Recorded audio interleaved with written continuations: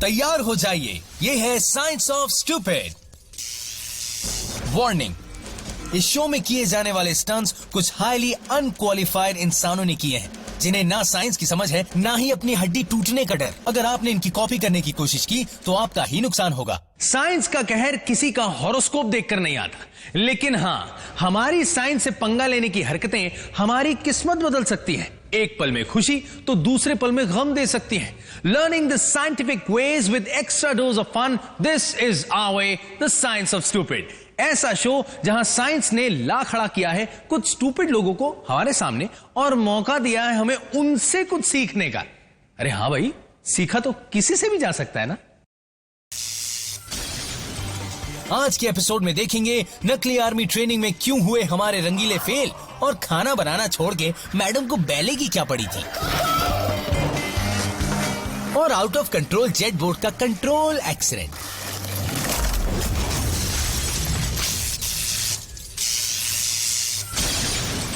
दोस्तों, जैसे सीढ़ियां चढ़ने से ज्यादा सीढ़ियां उतरने में मजा आता है ना, वैसे ही कुछ लोगों को माउंटेन क्लाइंब करने से ज्यादा माउंटेन से नीचे उतरने में मजा आता है। And I am telling you this because it's actually fun, और इसे कहते हैं एब्सेलिंग या फिर रैपलिंग।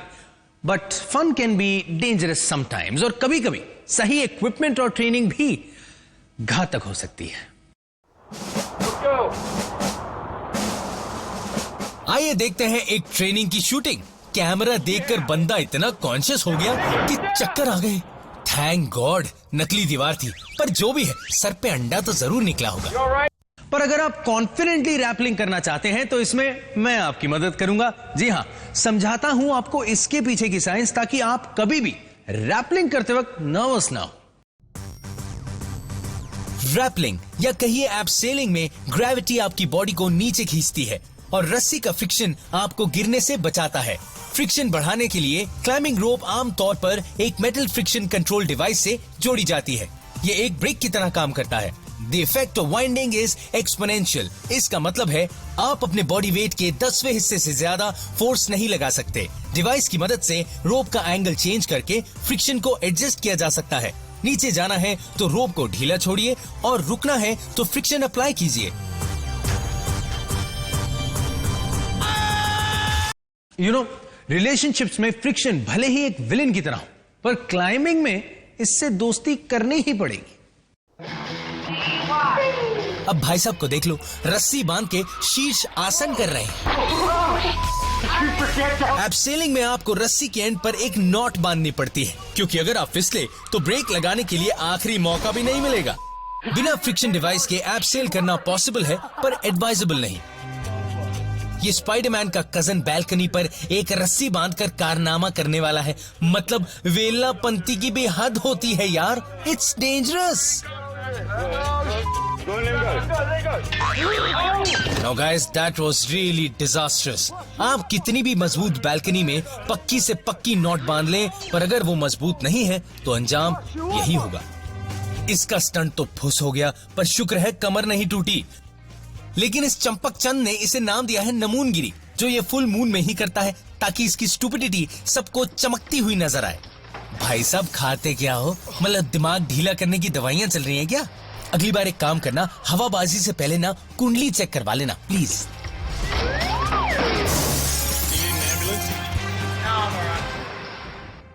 स्पाइडरमैन से इन्फ्लुएंस आपने कई स्टूपिड देखे, पर इंस्पिरेशन तो कहीं से भी ली जा सकती है।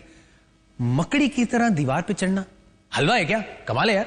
पर कुछ लोग हैं जिन्हें खाने का हलवा भले ही ना पसंद हो, पर मुश्किल चीजें करना उन्हें अपने बाएं हाथ का खेल लगता है।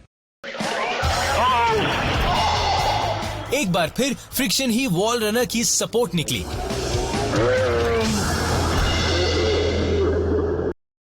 पर आप अपनी कुंडली के भरोसे ना रहे। जरा देखिए आखिर क्या है दीवार पर कलाबाजी करने का साइंस। एक fast run up speed maximum friction देगी। यहाँ रनर का मकसद होता है इतना फ्रिक्शन पैदा करना कि ग्रेविटी के फोर्स को रोक सके और दीवार पर अच्छी ग्रिप मिल सके, और अपनी बॉडी को 45 डिग्री पर रखकर वो ना नीचे गिरता है ना फिसलता है।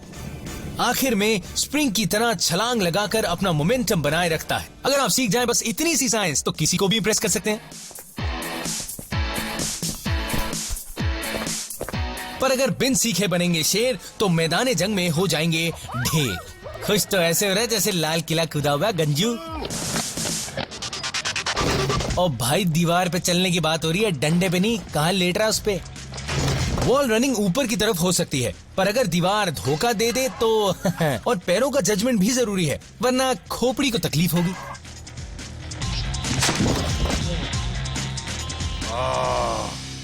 एक वॉल रन को सक्सेसफुली वॉल फ्लिप में बदलना ज्यादा डिफिकल्ट नहीं होता वैसे, पर कई लोग ना इसे ट्राई करने में थोड़ा डरते हैं, कहते हैं कहीं बेइज्जती ना हो जाए। अरे यार, इसमें भी वही सिंपल सा फैक्टर है, फ्रिक्शन फैक्टर। देखते हैं। सबसे पहले दीवार की तरफ तेजी से जाना और दीवार पर अपने पैरों को मजबूती से टिकाना। स्पीड से आपको इतनी फ्रिक्शन मिलेगी कि आप ऊपर छलांग लगा सकेंगे। ऊपर छलांग लगाने के बाद बारी आती है एंगुलर मोमेंटम की, और ध्यान रखना पड़ता है आप दीवार से ना टकराएं और पैरों से ही जमीन पर लैंडिंग करें। तो क्या चाहिए? रफ्तार और फुर्ती, ये तो सबके पास होती है ना? लो जी, हमारे इस भाई के पास फुर्ती तो है, मगर साइंस नहीं थी। अब एक गोल घूमने के लिए घुटने तो मोड़ने पड़ेंगे ना मेरे भाई। और अगर स्पीड की कमी होगी तो पैरों को फ्रिक्शन भी नहीं मिलेगी। इसीलिए पीली शॉर्ट्स वाले का लाल गड्ढे में मुंह काला हो गया। लो जी, लोग तो दीवार इस्तेमाल करते हैं, इस पतले से केकड़े ने पतला सा पतरा इस्तेमाल कर लिया, तभी पिंगले केकड़े की तरह गिर गया।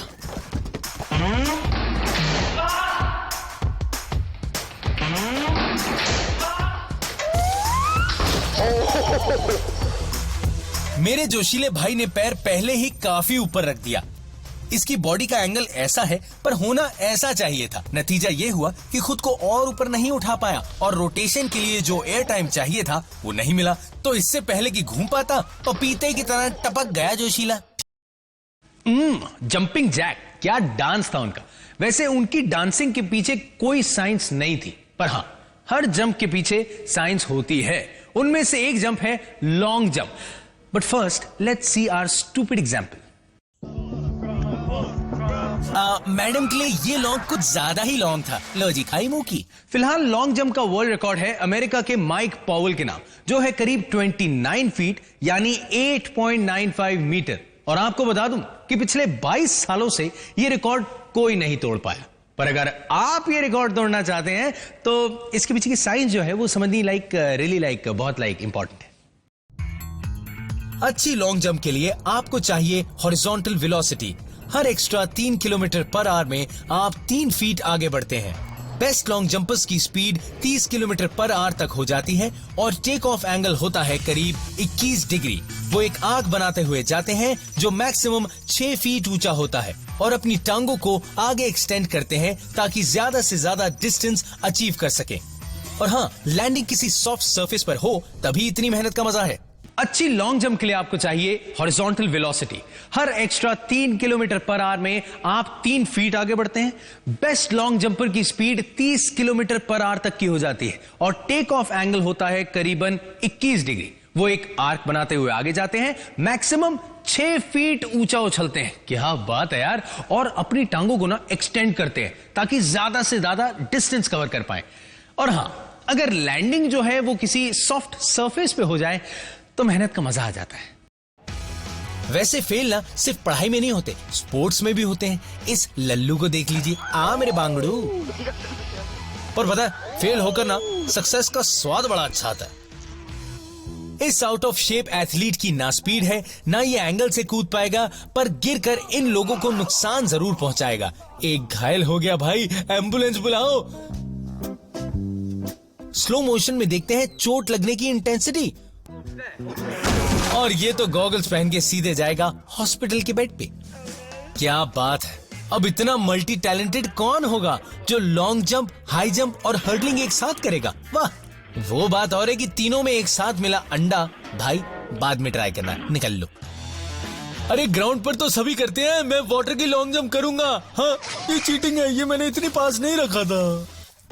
कभी कभी किस्मत ना 1 इंच से चूक जाती है। आई, तेरा दर्द समझ सकता हूं मेरे भाई। 2 महीने तक उल्टा सोया था ये इसके बाद। अब देखिए एक सुपर्ब जंप के बाद खुशी मनाने का अलग अंदाज। पूल की फिसल पट्टी बनाने के लिए इसने इस्तेमाल की अच्छी speed with good angle of take of.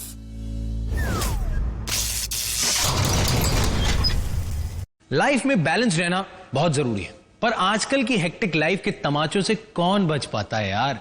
पर जो थोड़ा बहुत बच भी जाता है, उन्हें अपनी बैलेंस लाइफ को अनबैलेंस्ड करने के अलग अलग तरीके ढूंढने की आदत हो गई है। छन पकैया जरा धीरे घूमो भैया, कहीं डूब ना जाए तुम्हारी नैया।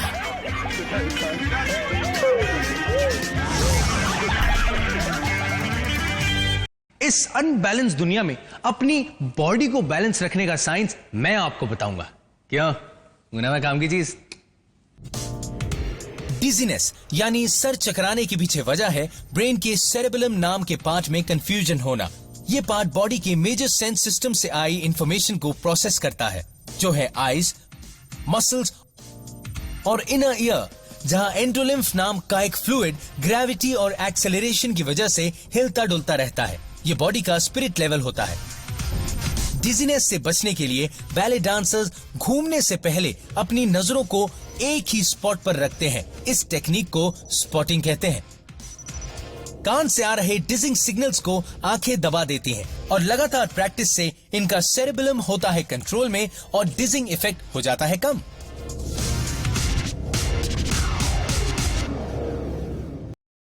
मतलब बैले डांसर, कथक डांसर क्या कमाल घूमते हैं ना, एक ही जगह पे फट फट फट फट फट। अच्छा लगता है इनको देख के यार। पर बहुत मजा आता है उनको देखने में जो घूमने की कोशिश करते हैं। और अब मैं क्या बोलूं, देख लीजिए। वाह, जीन्स और टोपी पहन के इस फुटबॉल प्लेयर को इनका कोच सिखा रहा है बैले मूव्स। मुझे लग रहा है ये ना दूसरी टीम का कोच है, इनके खिलाड़ियों को बर्बाद करने आया है।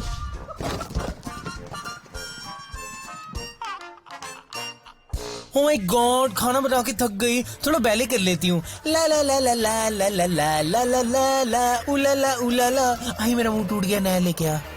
मैडम अब खाना बनाते ही ठीक थी हैं?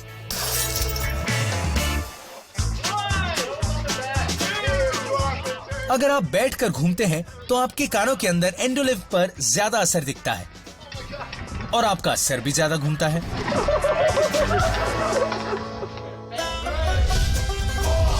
वाह, इसको तो हमारे शो को ऑस्कर मिलना चाहिए।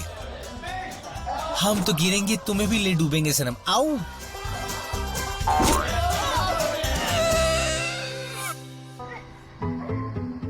ये आज सारी नीली परियों को क्या हो गया? अब देखते हैं घूमने के बाद इनका क्या हाल होता है।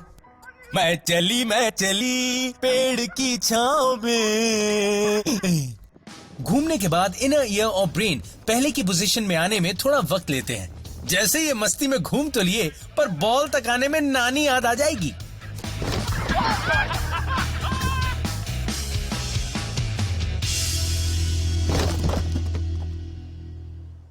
नाइट फाइट, ऐसे सुपर फाइटर्स आजकल कहां नजर आते हैं? उस युग के योद्धा ओए होए अपनी ताकत और अपनी हिम्मत से अपने दुश्मनों का सफाया ना चुटकियों में कर देते हैं। पर आज भी कुछ लोग हैं जो इस ट्रेडिशन को मेंटेन कर रहे हैं। खुद देखिए।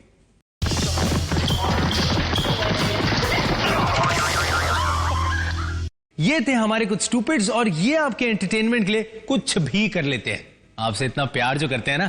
पर रियल जॉस्टिंग कितनी खतरनाक होती है मैं आपको दिखाता हूं। जॉस्टिंग डिपेंड करती है इंपैक्ट फोर्स और एम पर। घोड़े और राइडर का ज्यादा कंबाइंड मास और ज्यादा स्पीड का मतलब है लांस यानी भाले से मिलेगा जबरदस्त इंपैक्ट फोर्स। जरा सोचिए, जब 680 किलोग्राम का वजन 32 किलोमीटर पर आवर की रफ्तार से जाएगा तो 450 किलोग्राम तक का इंपैक्ट फोर्स लग सकता है। मतलब उतना फोर्स जितना एक एस्ट्रोनॉट टेक ऑफ के दौरान एक्सपीरियंस करता है। और अगर शोल्डर के पास हिट करते हैं तो ओपोनेंट आसानी से नीचे गिरता है, क्योंकि उससे पैदा हुए टॉर्क से ओपोनेंट घूमेगा और गिरेगा। मैंने कहा ना, अब घोड़े पे सवार भाला लिए योद्धा तो नहीं मिलेंगे, पर उन्हें याद करने वाले लोग हैं जो उन्हें इतना मिस करते हैं कि वो अपनी हरकतों से पुराने जमाने के घुड़सवारों की यादें ताजा करते हैं। With a little fun. Office में जब बॉस नहीं आता तो क्या करें? अरे भाई, इनसे सीखिए। उठा लीजिए 2 ऑफिस चेयर्स और निकल आइए खुले आसमान के नीचे। ओए होए, इन्होंने तो कवच भी पहने हुए। लेकिन घुमक्कड़ चेयर के टॉर्क ने मौके का फायदा उठाया और दोनों फाइटर्स एक ही बार में हो गए सवार।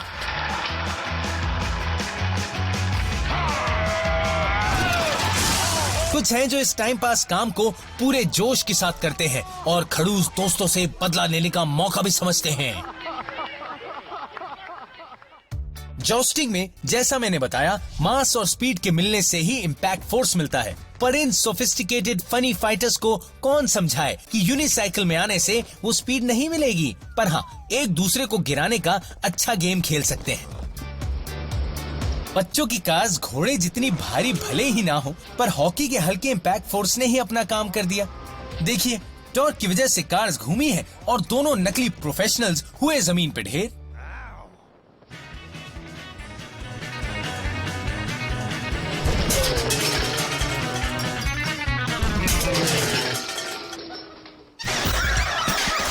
इस खूबसूरत घर की खासियत पता है? इसके आगे दो नमूने रोज ऐसी हरकत करते हैं। Very interesting. जरा एक बार और करना प्लीज। अगर आपका घोड़ा ही गधा हो, I mean, नकली हो, तो अपना दम ज्यादा लगाना पड़ेगा ना। और अगर किसी चेयर पर गधे या कहे स्टूपिड बैठे हो तो कुछ मत कीजिए, बस देखते रहिए और मजा लेते रहिए। बॉस, भले ही आप मजाक मजाक में खेल रहे हो, पर जहां आपने शोल्डर पर हिट किया, टॉर्क आपके ओपोनेंट को धूल चढ़ा सकता है।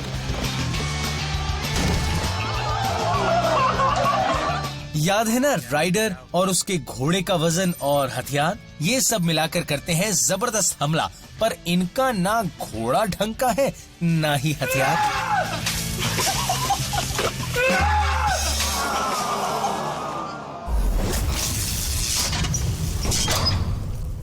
इंडिया ने रिसेंटली ना मार्स के लिए एक रॉकेट लॉन्च किया जिसमें करीब 450 करोड़ का खर्चा आया। नहीं, रॉकेट मिशन के हिसाब से ये काफी कम है। वैसे दुनिया में कई लोग हैं जो हवा में उड़ने के सस्ते जुगाड़ ढूंढते हैं। यार कमाल है यार, ये मतलब क्या नींबू पानी बनाने जैसा है? पानी में नींबू निचोड़ा, चीनी डाली, घुमाया, पी गए। अरे बॉस, उड़ना है उड़ना, साइंस लगती है। इस सस्ते साइंटिस्ट ने इस मशीन में ऑफ बटन लगाया ही नहीं। ये था जेट पैक, जिसकी सबसे बड़ी दिक्कत है balancing, power and control. Jet को पावर मिलती है उस थ्रस्ट से जो वेट से ज्यादा होता है और मोशन जनरेट करता है। फ्लूइड का हाई स्पीड में निकलना ऑपोजिट डायरेक्शन में इक्वल मोमेंटम पैदा करता है। यहाँ कौन सा लॉ लगा? न्यूटन सर का थर्ड लॉ। अगर वेट ज्यादा होगा तो उड़ने के लिए ज्यादा थ्रस्ट लगाना पड़ेगा। जेट पैक्स पावरफुल होने के साथ साथ लाइट भी होने चाहिए ताकि लिफ्ट हो सके। उन्हें जरूरत होती है वेट के मुकाबले ज्यादा थ्रस्ट की। थ्रस्ट की भी वैसे अपनी अलग दिक्कत है ना। कम लगा तो प्रॉब्लम, ज्यादा लगा तो परेशानी। साइंस भी कितनी नपीतुली चीज है ना यार। एक फायर एक्सटिंग्विशर ऑपरेटिंग प्रेशर होता है 850 psi। अरे नहीं, इतने में आप हवा में कभी नहीं उड़ सकते, पर जमीन पर जरूर बिखर सकते हैं।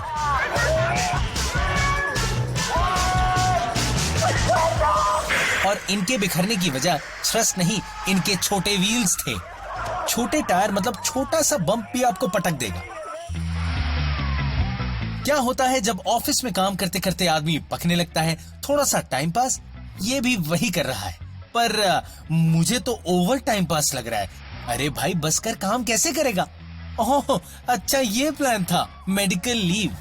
लगता है ऑफिस में ये आइडिया ना हिट हो गया। अरे दोस्तों, काम में परेशानी है तो बॉस का सर खाओ, अपना क्यों घुमा रहे हो? ठीक है भाई, हम क्या बोल सकते हैं भाई, आपका ऑफिस, आपकी चेयर, आपका सर, और हमें कौन सी पार्टी मिल रही है?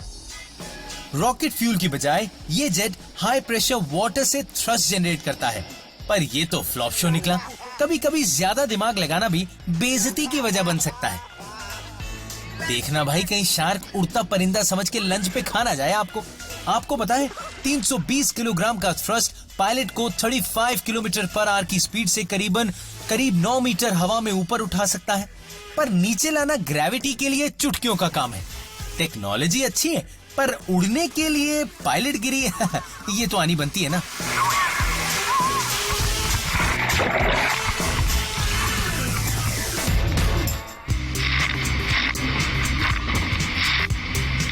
जेट स्कीज में भी ठीक यही प्रोसेस होता है। निकलता हुआ पानी थ्रस्ट क्रिएट करता है और कभी कभी हिचकोले भी।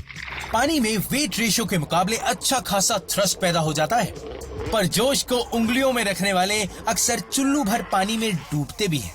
और किन्हीं के जोश का लेवल इतना बड़ा रहता है कि अपने साथ साथ वो शांति प्रिय लोगों को भी साथ ले डूबते हैं। बेटा, तुझ पे तो पुलिस केस होगा। सबूत भी हर एंगल से है हमारे पास, कहीं सोच रहा हो।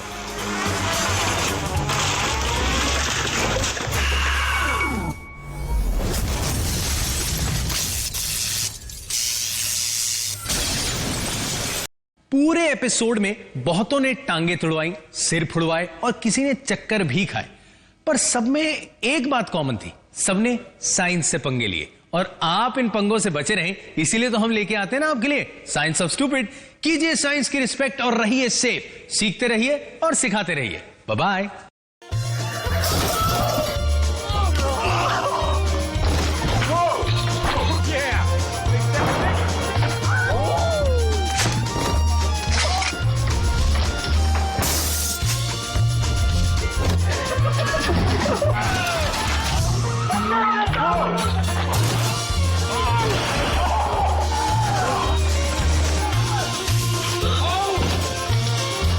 Oh!